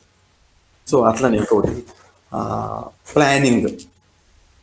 వాళ్ళని అంటే ఒక గ్రూప్ డ్యాన్స్ చేస్తున్నారంటే వాళ్ళల్లో వాళ్ళకి అవగాహన ఉండాలి. ఆ అవగాహన అనేది ఎప్పుడైతే వస్తుందో అది ఆటోమేటిక్గా గ్రూప్ పర్ఫార్మెన్స్ అనేది బాగా వస్తుంది. కాబట్టి ఏంటంటే అది కూడా వాళ్ళలో డెవలప్ అవుతుంది. సో ఇట్లా చాలా ఒక డ్యాన్స్ నేర్చుకోవటం వల్ల, అంటే మన ఇండియన్ క్లాసికల్ డ్యాన్స్ కన్నా బ్యూటీనెస్ అది సార్. అంటే నేను అబ్జర్వ్ చేసింది, ఎందుకంటే నేను ఈ 2 సంవత్సరాలు నాకు అసలు డ్యాన్స్ మీద కానీ అట్లాంటి వాటి మీద అవగాహన లేదు సార్, పూర్తిగా నాకు అవగాహన లేదు. ఓకే, నేను విలేజ్ నుంచి సిటీకి వచ్చిన తర్వాత, గుంటూరు వచ్చిన తర్వాత మా పిల్లోడి చదువు కోసం అని చెప్పేసి నేను వచ్చాను. అట్లా చదువు ఒకటే కాదండి, దాంతోపాటు వాటికి ఏమన్నా లలిత కళల్లో ప్రావీణ్యం సంపాదించగలిగితే, ఎందుకంటే నేను అబ్జర్వ్ చేసిన దాని మీద నేను చెప్పాను. ఎందుకంటే స్కూల్ సిస్టంలో కూడా చాలా మార్పులు వచ్చేసినాయి. అంత ఇందాక మెన్షన్ చేసినట్టు గ్రౌండ్స్ కానీ, ఓకే, ఇట్లా ఎంకరేజ్ చేసే టీచర్స్ కానీ తక్కువైపోవటం వల్ల ఏంటంటే నేను మూవ్ అవ్వటం జరిగింది. ఈ మూవ్ అయ్యే ప్రాసెస్ నా మైండ్లో ఉంది ఏంటంటే మా పిల్లవాడిని ఏదో ఒక లలిత కళలో ప్రావీణ్యం సంపాదించగలగాలి వాటికి అని చెప్పేసి అనుకోవటం జరిగింది. తర్వాత మా స్నేహితులు ఒకరు రాజేష్ గురు గారిని ఇంట్రడ్యూస్ చేశారు. ఓకే, అట్లా నేను ఈ 2 సంవత్సరాల స్పాన్లో వీటన్నిటినీ అవగాహన చేసుకున్నా. సో దీన్ని నేను నెక్స్ట్ లెవెల్కి, సార్ చెప్పినట్లుగా చిన్నపిల్లలకే కాదు సార్, మెచ్యూర్డ్ పిల్లలకి కూడా ఇవన్నీ చాలా ఇంపార్టెంట్. ఎందుకంటే నేను 17 సంవత్సరాలుగా విజ్ఞాన్ యూనివర్సిటీలో వర్క్ చేస్తున్నాను సార్. ఆల్మోస్ట్ అందరూ ఇంటర్మీడియట్ కంప్లీట్ చేసుకునేసి బీటెక్ చదువుకుంటారు. అంటే వాళ్ళ ఏజ్ గ్రూప్ అనేది 17 నుంచి 22-23 మధ్యలో ఉంటుంది సార్. అది చాలా మంచి యంగేజ్. ఆ యంగేజ్ని వాళ్ళు బాగా యూటిలైజ్ చేసుకోవాల్సిన సమయం. సో అట్లాంటి పిల్లలు నేను చాలామందిని చూశాను సార్. సో ఆ పిల్లలు నేను అబ్జర్వ్ చేసిన డిఫరెన్సెస్ చాలా ఉన్నాయి. ఎవరైతే కొద్దిగా ఈ లలిత కళల్లో ప్రావీణ్యం ఉండిందో వాళ్ళ బిహేవియరల్ యాటిట్యూడ్స్, అది లేని వాళ్ళ బిహేవియరల్ యాటిట్యూడ్స్ అనేవి చాలా డిఫరెన్సెస్ ఉన్నాయి సార్. ఎవరైతే ఈ లలిత కళల్లో ప్రావీణ్యం ఉండిందో వాళ్ళు ఇందాక గురువు గారు మెన్షన్ చేసినట్లుగా అన్నిట్లోనూ వాళ్ళు ఆల్రౌండర్స్గా ఉంటున్నారు. ఈ లేని వాళ్ళు ఏంటంటే మేబీ ఆ పేరెంటింగ్ వల్ల అవ్వచ్చు, లేకపోతే వాళ్ళు పెరిగిన అట్మాస్ఫియర్, ఎన్విరాన్మెంట్ వల్ల అవ్వచ్చు, వాళ్ళు ఏంటంటే ఒక మోస పద్ధతిలో వెళ్ళిపోతున్నారు. నీ చదువు, నా ర్యాంకు అంటే ఆ చదువు ర్యాంక్ మీద బేస్ అయ్యి వెళ్ళిపోతున్నారు తప్ప ఆల్రౌండ్ డెవలప్మెంట్ మీద ఎక్కువ ఫోకస్ ఉండట్లేదు. సో ఇట్లాంటి వాటిని మేము చాలా అబ్జర్వ్ చేసాం సార్. సో ఇవన్నీ అబ్జర్వ్ చేసిన తర్వాత మా సిస్టంలో మేము తీసుకొచ్చిన రిఫైన్మెంట్ ఏంటయ్యా అంటే, ప్రతి పిల్లవాడు ఏదో ఒక యాక్టివిటీలో ఇన్వాల్వ్ అవ్వాలి. అది ఏదైనా అవ్వచ్చు, అది వాడి ఇంట్రెస్ట్. ఎందుకంటే సార్ నేను అబ్జర్వ్ చేసిన చాలా చాలా వరకు ఈ 17 ఏళ్ళలో నేను అబ్జర్వ్ చేసింది ఏంటంటే ఈ పేరెంట్స్ కూడా ఫస్ట్ క్లాస్ నుంచి 8th class are 9th class, 8th క్లాసే, 9th కూడా కాదండి, ఫస్ట్ క్లాస్ నుంచి 8th క్లాస్ వరకు పిల్లల్ని ఎంకరేజ్ చేస్తారు. ఇంకా 9th దగ్గర రాగానే 10th క్లాస్ వస్తుంది సార్ అని చెప్పేసి అంటారు. 10th క్లాస్ అదేదో భూతం అనుకుంటారో ఏంటో మరి నాకు తెలియదు. 10th క్లాస్ వస్తాం సార్, అందుకోసం చెప్పేసి 8th క్లాస్ వరకు మేము మా అమ్మాయిని కానీ మా అబ్బాయిని కానీ వాటికి పంపించామండి.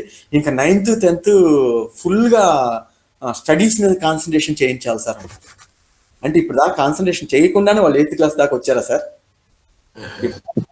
చేయకుండానే, స్టడీస్ ఏమీ లేకుండానే వాళ్ళు ప్రమోట్ అవుతా వచ్చారంటే అది స్కూల్లో అన్న తప్పయి ఉండాలి, పేరెంట్స్ లో అన్న తప్పయి ఉండాలి. సో అట్లా చేయటం అనేది కరెక్ట్ కాదండి. సో ఇది కంటిన్యూస్ ప్రాసెస్. ఈ కంటిన్యూస్ ప్రాసెస్ వాళ్ళకి ఇవ్వటం వల్ల ఎప్పుడైతే ఈ బాల్యం నుంచి నెక్స్ట్ లెవెల్కి వస్తారో, ఓకే, టీనేజ్ లెవెల్కి వస్తారో, ఆ టీనేజ్ లెవెల్లో ఇవన్నీ వాళ్ళకి చాలా అడిషనల్గా యాడ్ అవుతాయండి.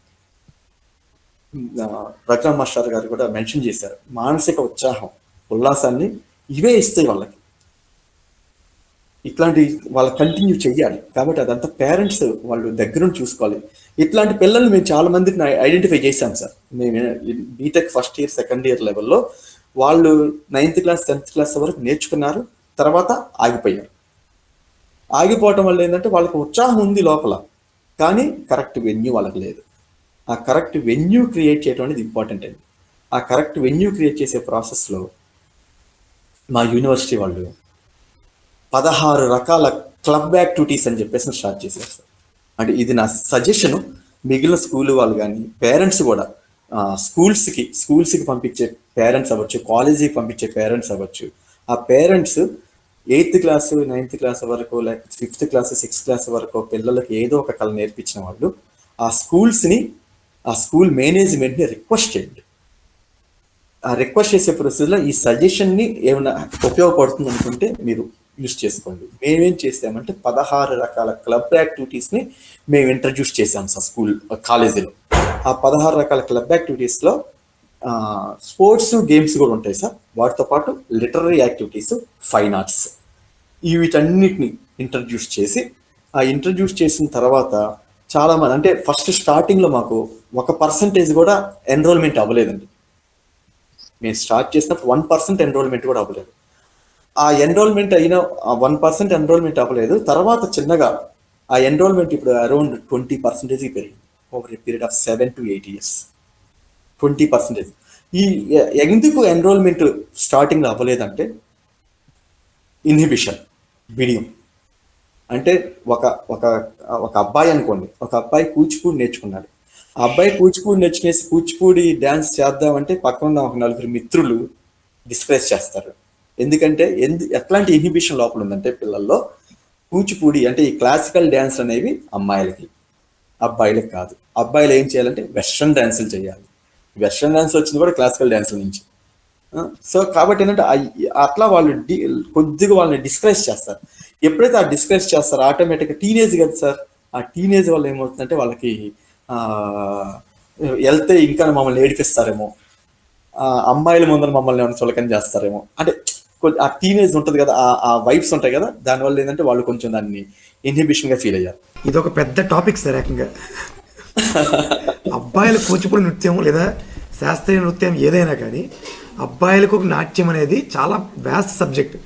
మొదలైనది వాళ్ళతో కూచిపూడి నాట్యము, కూచిపూడి భాగవతులందరూ మగవారు, వారి నుంచి వచ్చి ఆడవారికి వెళ్ళిపోయింది. ఇప్పుడు మళ్ళీ అబ్బాయిలు చాలా నిదానంగా ఒక్కొక్కడికి వస్తున్నారు తప్ప అందులో నిలబడే వాళ్ళ సంఖ్య తగ్గిపోయింది. ఇది చాలా వ్యాస్ట్ సబ్జెక్ట్. మీకు గుర్తుందో లేదో, నేను మా అబ్బాయిని మీ దగ్గర జాయిన్ చేయించినప్పుడు మీరు ఒక క్వశ్చన్ అడిగారు, సార్ ఏమన్నా ఏదో ప్యాషన్ కోసం జాయిన్ చేస్తున్నారా, కంటిన్యూ చేస్తారా అని చెప్పేసి. మాకు ఎప్పటికీ గుర్తుంది. లేదు సార్, మేము కంటిన్యూ చేయడం కోసమే జాయిన్ చేస్తున్నాం, ఏదో టెంపరీగా కాదని చెప్పాను.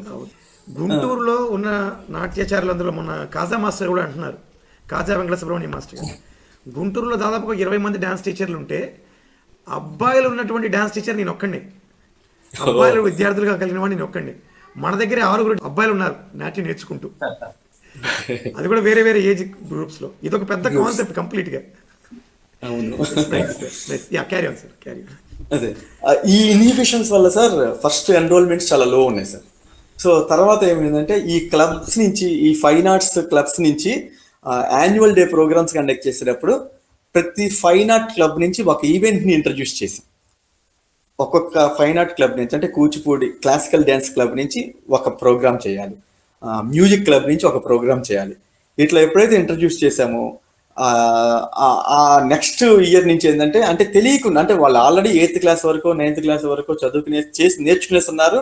వాళ్ళు ఏంటంటే ఈ మధ్యలో గ్యాప్ తీసేసుకునేసి ఇంకా మళ్ళీ కంటిన్యూ చేయకపోవటం వల్ల ఏంటంటే వాళ్ళు ముందలకి రాలేదు ఈ ఏజ్ ఎఫెక్ట్ వల్ల. సో నెక్స్ట్ లెవెల్కి వచ్చేటప్పటికి ఇప్పుడు మేము ఒక్కొక్క సాటర్డే కంప్లీట్ సాటర్డేని dedicated to the life skills అని చెప్పేసి పెట్టేశాం సార్. కంప్లీట్ సాటర్డే, మాకు సెకండ్ సాటర్డే ఇట్లాంటి హాలిడేస్ ఉండవండి. కాకపోతే ఏంటంటే ఈ సాటర్డేస్ని వీళ్ళని బుక్ రీడింగ్ కాదు, వాళ్ళకి కావాల్సింది లైఫ్ స్కిల్స్ కావాలి అని చెప్పేసి ఈ కంప్లీట్ సాటర్డేని లైఫ్ స్కిల్స్ యాక్టివిటీస్గా మార్చేసాం. సో లైఫ్ స్కిల్స్ యాక్టివిటీస్గా మార్చడం వల్ల ఇప్పుడు కాలేజీలో అరౌండ్ మొత్తం మా కాలేజ్ స్ట్రెంత్ నియర్లీ 10,000 దాకా ఉంటుంది సార్. ఈ 6,000 నుంచి 7,000 మంది ఏదో ఒక లైఫ్ స్కిల్ యాక్టివిటీలో యాక్టివ్గా పార్టిసిపేట్ చేస్తున్నారు. కొత్త వాళ్ళు, అంటే ఆల్రెడీ నేర్చుకున్న వాళ్ళు కాకుండా కొత్త వాళ్ళు అప్పుడు నేర్చుకుంటానికి, అంటే స్టార్టింగ్ ఫస్ట్ ఇయర్ దగ్గర నుంచి ఫైనల్ ఇయర్ వరకు వెళ్ళేంత వరకు వాళ్ళు మళ్ళీ అడుగుల దగ్గర నుంచి మొదలు పెట్టుకునేసి, అంటే దీని గురించి తెలుసుకున్న తర్వాత, అంటే దీనివల్ల, అంటే ఈ క్లాసికల్ డ్యాన్స్ అవ్వచ్చు, లలిత కళల వల్ల మనకి అడ్వాంటేజ్ ఉన్నాయి, సో ఇవన్నీ ఇంప్రూవ్ అవుతాయి అని చెప్పేసి ఎప్పుడైతే తెలుసుకున్నారో, సో మా ఎన్రోల్మెంట్ రేషియో అనేది ఇప్పుడు బాగా ఇంప్రూవ్ అయిపోయింది సార్. సో కాబట్టి ఏంటంటే పిల్లల్లో కూడా చాలా డిసిప్లిన్ మారిపోయింది, చాలా డిసిప్లిన్గా ఉంటున్నారు పిల్లలు కూడా. అంటే పెద్ద పిల్లల్లో కొంచెం, అంటే ఈ టీనేజ్లోకి వచ్చినప్పటికి ఏంటంటే మనం చాలా అబ్జర్వ్ చేస్తుంటాం, టీనేజ్లో వాళ్ళు డిఫరెంట్ వాటికి ఎడిక్ట్ అవడానికి ఛాన్సెస్ ఉన్నాయి అని చెప్పేసి అంటుంటారు. టీనేజ్లో ఉన్న ప్రాబ్లమ్స్ అన్నీ ఈ క్లాసికల్ డ్యాన్సెస్ లేదంటే ఫైన్ ఆర్ట్స్ ఏవైనా అవ్వచ్చండి, ఏవైనా ఫైన్ ఆర్ట్ వాళ్ళకి నేర్పించడం వల్ల, పిల్లలకి నేర్పించడం వల్ల టీనేజ్ ప్రాబ్లమ్స్ కూడా చాలా వరకు రెక్టిఫై అవుతాయి సార్. అవి మేము ఫిజికల్గా చూసాము, మా కాలేజీలో మేము ఎక్స్పీరియన్స్ అయ్యాము వాటిని. సో వాళ్ళలో సెల్ఫ్ డిసిప్లిన్ పెరిగింది, ఓకే, కాన్ఫిడెన్స్ లెవెల్స్ అనేవి చాలా ఇంప్రూవ్ అయినాయి, వాళ్ళ పేషెన్స్ లెవెల్స్ అవ్వచ్చు, డిఫరెంట్ యాక్టివిటీస్లోకి వెళ్ళకుండా, అంటే చాలా అంటే మన సెల్ఫ్ కంట్రోల్ లేకపోవటం వల్ల డిఫరెంట్ యాక్టివిటీస్లో వాళ్ళు పార్టిసిపేట్ చేయడం, అట్లాంటివి నేను చాలా కాలేజ్లో విన్నాను. కానీ మా దాంట్లో మేము ఇంతవరకు, అంటే అట్లాంటి చాలా రేషియో అనేది చాలా తగ్గిపోయింది, అసలు లేవని చెప్పేసి అనుకోవచ్చు.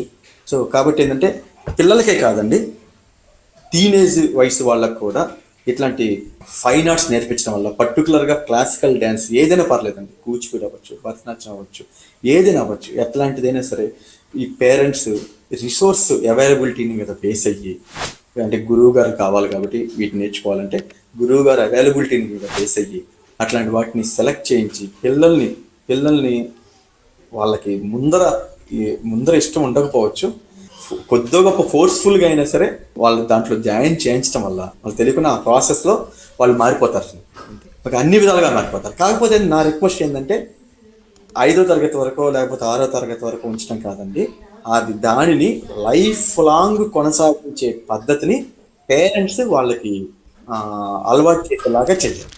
ఈ బాధ్యత టీచర్లదే కాదండి, గురువులదే కాదు, పేరెంట్స్ది కూడా చాలా తీసుకోవాలి.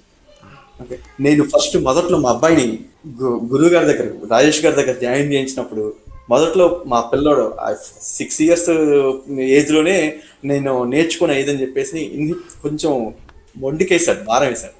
కానీ పేరెంటింగ్ నాకు తెలుసు కాబట్టి, దాని యొక్క అడ్వాంటేజ్ ఏంటని నాకు తెలుసు కాబట్టి నేను వాటిని కంటిన్యూగా మూవ్ చేశాను. ఈ కంటిన్యూగా మూవ్ చేసే ప్రాసెస్లో ఏమైందంటే, గురువు గారు ఒక యాన్యువల్ డే ప్రోగ్రామ్ కండక్ట్ చేశారు. ఇది నా లైఫ్ ఎక్స్పీరియన్స్ అన్నమాట. యాన్యువల్ డే ప్రోగ్రామ్ కండక్ట్ చేసినప్పుడు అప్పటి వరకు వాళ్ళకేం తెలియదు, అంటే ఏదో డ్యాన్స్ నేర్చుకుంటున్నాము, వెళ్తున్నాము, ఏదో నేర్చుకుంటున్నాము అనే ప్రాసెస్లో ఉన్నారు. అంటే చిన్నపిల్లల మనస్తత్వం ఎట్లా ఉంటుందో చెప్తున్నాను అనమాట దీని గురించి. ఓకే, ఎప్పుడైతే annual day programme, dance programme అబ్బాయిది ఉంది అనుకున్నారో ఆ పిల్లోడిలో ఉత్సాహం పెరిగిపోయింది. నా ప్రోగ్రామ్ ఉంది అని తెలియకుండా వాళ్ళ ఉత్సాహం పెరిగింది. ఆ ఉత్సాహం ఏంటంటే కంటిన్యూ అయిపోయాడు క్లాసులకి. ఎప్పుడైతే ఆ స్టేజ్ మీదకి ఎక్కి వాళ్ళు ఎప్పుడైతే డ్యాన్స్ పర్ఫార్మెన్స్ చేసి ఆ స్టేజ్ ఎదురు ఉన్న పేరెంట్స్ కానీ ఆడియన్స్ అందరు చప్పట్లు కొట్టంగానే వాళ్ళకి తెలియని ఉత్సాహం వచ్చేసింది. రెండో ప్రోగ్రామ్, మూడో ప్రోగ్రామ్, నాలుగో ప్రోగ్రామ్ తెలియకుండా వాళ్ళు ఏంటంటే ఆ ఇంట్రెస్ట్ అట్లా క్రియేట్ అయిపోయింది. అంటే అది చిన్నపిల్లడప్పుడే ఆ బీజం అనేది చిన్నపిల్లడప్పుడే నాటితే అది కంటిన్యూ ప్రాసెస్లో అది వాళ్ళకి అలవాటు అయిపోతుందండి. సో అలవాటు చేసే బాధ్యత పేరెంట్స్ది. కాబట్టి పేరెంట్స్ చదువు ఒక్కటే కాదండి, చదువుతో పాటు ఈ లలిత కళల మీద వాళ్ళకి కనుక ఇంట్రెస్ట్ క్రియేట్ చేయించగలిగితే వాళ్ళకి మీరు లైఫ్ టైము వాళ్ళకు మీరు ఒక అంటే మీరు దాచిపెట్టే సంపద ఇద్దామని చెప్పేసి అనుకుంటారు కదా, ₹1 కోటి 10 కోట్లు ఇద్దాం అనుకుంటారు కదా, అది మీరు లైఫ్ టైం వాళ్ళకి ఇచ్చిన వాళ్ళు అవుతారు. ఎందుకంటే వాళ్ళకి ఒక ఆరోగ్యం ఇస్తున్నారు. ఫిజికల్ ఫిట్నెస్ నుంచి మనకు ఆరోగ్యం వస్తుంది, ఒక ఆరోగ్యం ఇస్తున్నారు. Self confidence, okay, self learning చాలా చాలా మీరు ఇస్తున్నారంటే ఏంటంటే డబ్బుతో కొనలేమండి వీటన్నిటిని. సో కాబట్టి ఏంటంటే మీరు పేరెంటింగ్గా మీరు అట్లాంటి వాటిని ఆలోచించి ముందరికి తీసుకెళ్ళండి. ఓకే, పిల్లల్ని మాత్రం మొదట్లో ఎట్లయితే స్టార్ట్ చేస్తే చివరి వరకు వాళ్ళని ఎంకరేజ్ చేయండి. ఓకే, అది టీనేజ్లో చాలా హెల్ప్ అవుతుంది. ఆ టీనేజ్లో హెల్ప్ అయ్యే ప్రాసెస్ని మేము లైవ్గా ఎక్స్పీరియన్స్ అయ్యాము. ఓకే, సో కాబట్టి పేరెంట్స్ నా రిక్వెస్ట్ అదేను, కంటిన్యూ చేయించండి.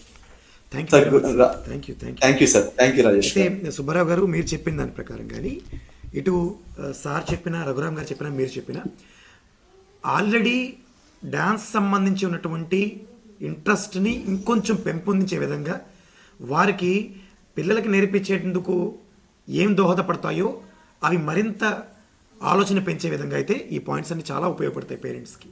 బట్ ద మేజర్ టాస్క్ ఇప్పుడున్నటువంటి వ్యవహారంలో ఈ అకాడమిక్ సిచ్యువేషన్లో ఎడ్యుకేషన్ సిస్టంలో టైం మేనేజ్మెంట్, దాని గురించి ఒక మెయిన్ ఇంపార్టెంట్ థింగ్ ఒకటి మాట్లాడాల్సి ఉంది. ఎందుకంటే రఘురామ్ సార్ మాట్లాడవచ్చు దీనికి ఏంటంటే పాపాయ్ మన వేదత్రయి ఒక సో ఒక ప్రైవేట్ స్కూల్లో చదువుకుంటూనే 10th క్లాస్ అట్లా చదువుతున్నప్పుడు కూడా తను డ్యాన్స్ నేర్చుకుంది, ప్రోగ్రామ్స్ చేసింది, ఒక పక్కన స్కూల్కి వెళుతూ కూడా. అవును, అలాగే బాబు ఇప్పుడు లలిత్ నాగసాయి కూడా ప్రైవేట్ స్కూల్లో చదువుతున్నాడు. అదే మనం చెప్తున్నటువంటి సోకాల్డ్ ప్రైవేట్ స్కూల్స్లో అకాడమిక్ సిస్టంలోనే అదే పరుగులో పరిగెడుతున్నాడు, దానితో పాటే చేస్తున్నాడు. So how can you Rajesh దీనికి నేను అంటే రఘురామ్ మాస్టర్ గారి పాప కొంచెం పెద్ద అయింది. ఓకే, కానీ నేను ఇప్పుడు మా బాబు 8 years, నేను దీనికి నేను సమాధానం చెప్దాం అనుకుంటున్నాను. అంటే మా వాళ్ళు ఎట్లాంటి ట్రాన్స్ఫర్మేషన్ వచ్చింది అనేది. సార్ చెప్పండి. సార్ మనకి డ్యాన్స్ క్లాస్ వచ్చేటప్పటికి సోమవారము, బుధవారము, శుక్రవారం సార్. మా అబ్బాయి డ్యాన్స్ క్లాస్ సోమవారం, బుధవారం, శుక్రవారం, ఆదివారం స్పెషల్ క్లాస్. సో ఈ సోమ, బుధ, శుక్రవారం వాడి డ్యాన్స్ క్లాస్ 6:30 నుంచి 8:30 వరకు సార్. మా అబ్బాయి అంటే ఇదంతా నేను చేసుకుంది కాస్త, నా ప్లానింగ్ ఏం లేదు, నేను చెప్తున్న దాంట్లో ఇదంతా మా అబ్బాయి వాడంతట వాడు సెల్ఫ్గా చేసుకున్న ప్లానింగ్. అంటే వాడు ఎప్పుడైతే ఈ డ్యాన్స్కి అలవాటు పడ్డాడో అప్పటి నుంచి వాడు చేసుకున్న ప్లాన్ సార్. 4:30కి స్కూల్ నుంచి వస్తాడు సార్. 4:30 స్కూల్ నుంచి వచ్చిన తర్వాత ½ an hour ఆడుకుంటాడు సార్ పిల్లలతో. అది వాడి చెప్పాడు, నాన్న నేను 4:30కి స్కూల్ నుంచి వస్తాను, 5 వరకు నేను సైకిల్ తొక్కుంటూ మా ఫ్రెండ్స్తో ఆడుకుంటాను. Okay, right. తర్వాత 5 to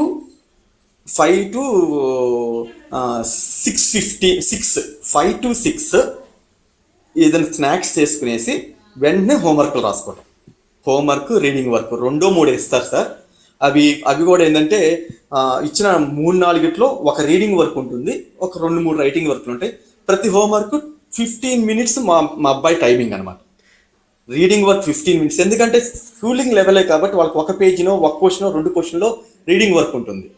అట్లాంటి రైటింగ్ వర్క్ కూడా 1 పేజీనో 2 పేజీలో ఉంటుంది. ప్రాబ్లమ్స్, చిన్న మ్యాథమెటికల్ ప్రాబ్లమ్స్ అయితే 3-4 ఉంటాయి. అంటే ఒక 15 minutes టైం వాడి సెట్ చేసుకున్నాను.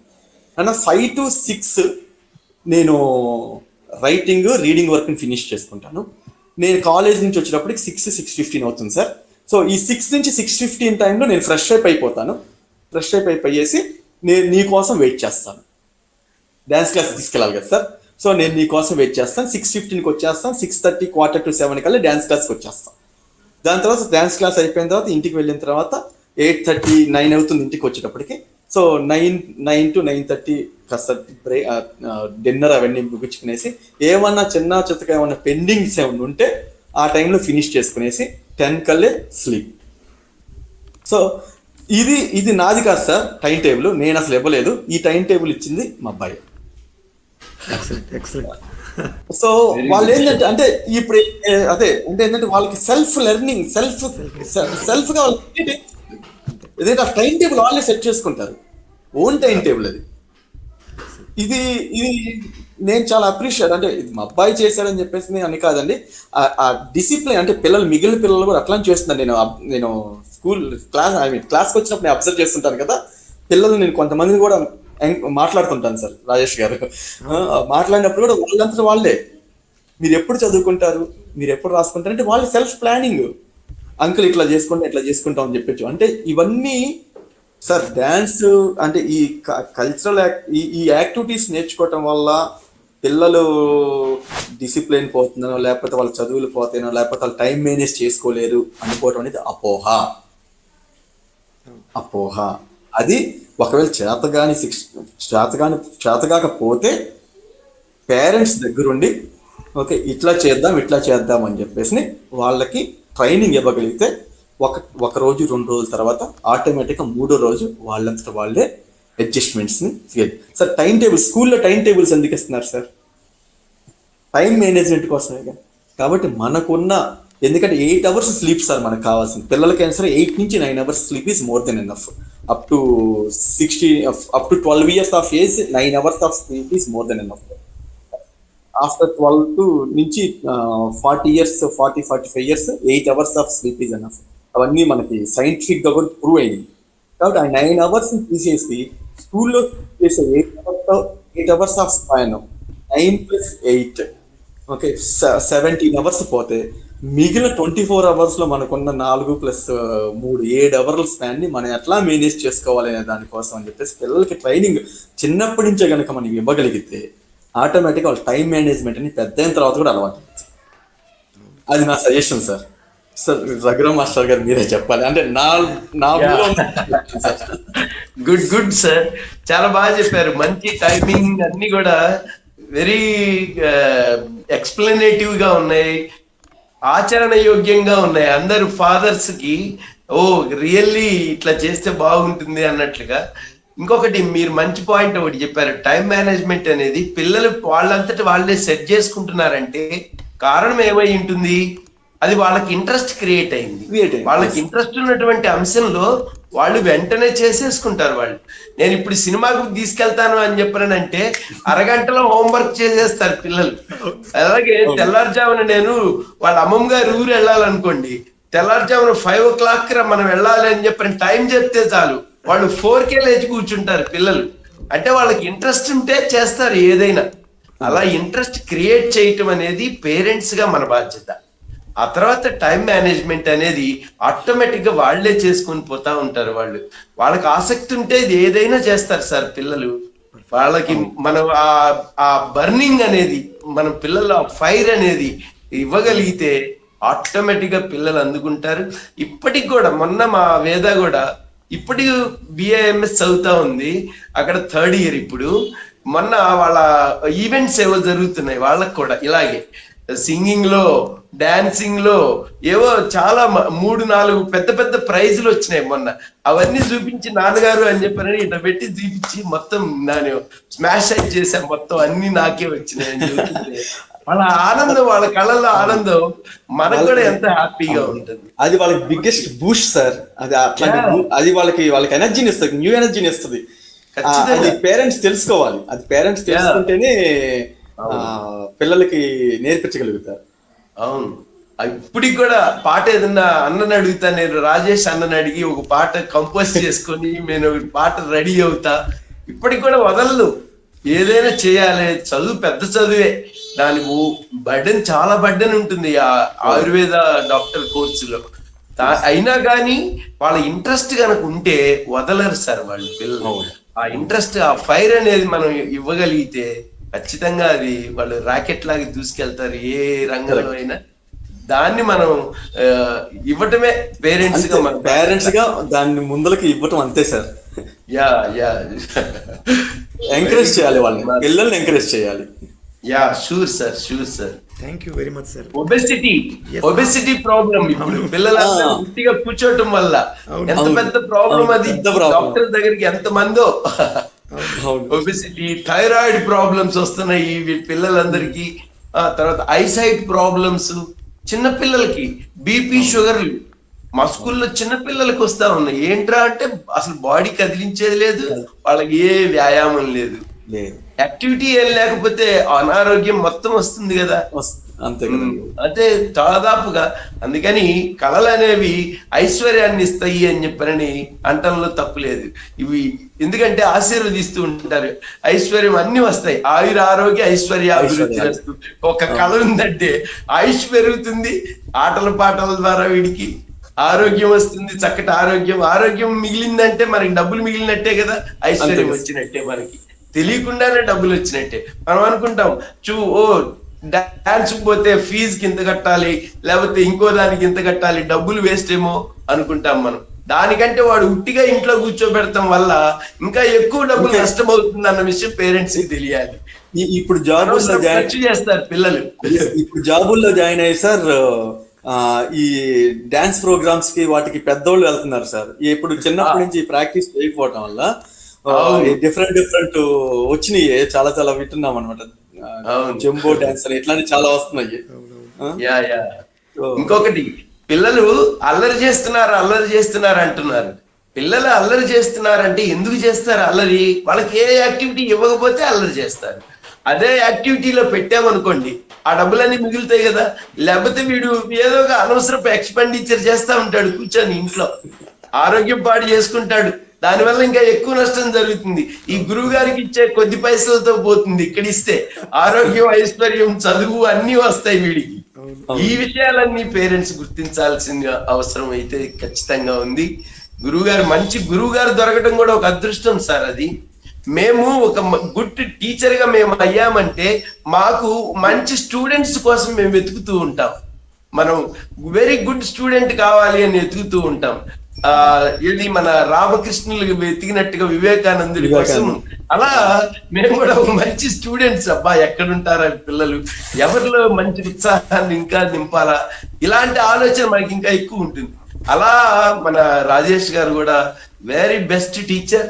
చాలా ఇంట్రెస్టింగ్ గా పిల్లలకి నేర్పటం అంటే ఒక ఏదో డబ్బులు రొటీన్ గా నేర్పటం కాదు, ఆయన కళకి అంకితమై దానిలో ఉండేటటువంటి డెప్త్ ని నేర్పిస్తూ, సబ్జెక్ట్ ని నేర్పిస్తూ, చక్కగా మంచి కార్యక్రమాలని, మంచి పేరు తీసుకొచ్చి పిల్లలకి మంచి కార్యక్రమాలని నేర్పిస్తూ చేయిస్తూ ఉండటం అనేది, అట్లాంటి గురువులు దొరకటం కూడా చాలా అదృష్టం సార్. కాబట్టి తల్లిదండ్రులుగా మనం ఇటువంటి వాళ్ళని మనం ప్రోత్సహించాల్సినటువంటి అవసరం ఉంది.